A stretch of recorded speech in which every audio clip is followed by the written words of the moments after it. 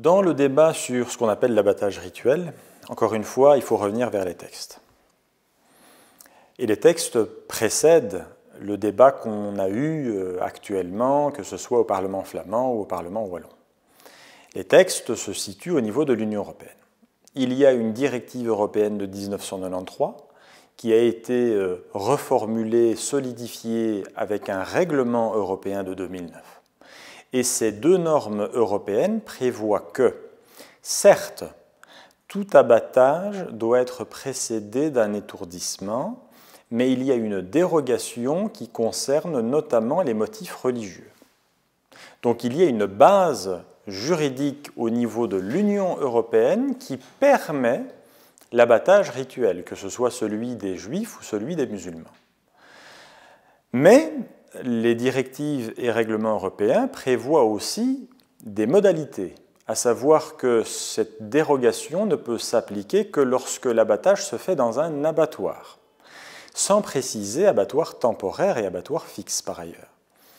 À partir de là, ça veut dire quoi? Ça veut dire que dans les États membres de l'Union européenne, il est possible d'exiger les mêmes modalités, à savoir que l'abattage typiquement ne se fasse pas dans le jardin, ne se fasse pas au domicile, se fasse dans des lieux prévus spécifiquement à cet effet, et par ailleurs que les exigences de sécurité, d'hygiène soient respectées.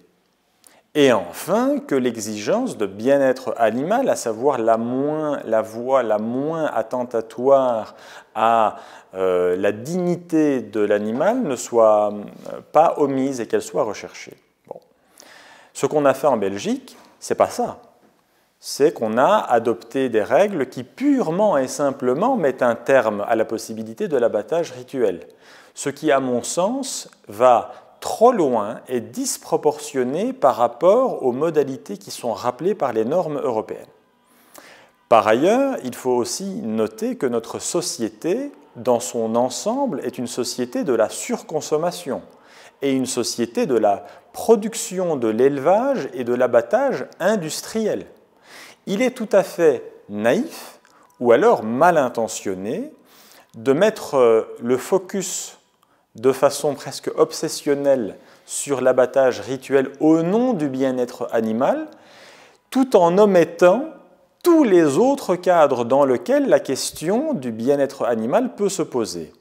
Lorsque vous ne faites rien pour le bien-être animal par rapport à tous les autres secteurs de l'élevage industriel, mais que vous vous concentrez sur la pratique de quelques ou d'un groupe ou de deux groupes ou de quelques groupes de la population, ça n'est pas une discrimination directe, puisque vous ne dites pas clairement que vous ciblez les citoyens juifs et les citoyens musulmans, mais indirectement, ça amène à ce que ces groupes de la population-là soient exclus et soient discriminés.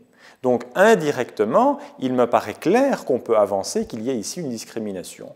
Parce qu'en attendant, vous pourrez aller chez Quick, chez McDonald's, et consommer le produit d'un élevage et d'un abattage qui ne respecte en rien les exigences en matière de bien-être animal. Et cela ne mobilise manifestement aucunement les décideurs politiques.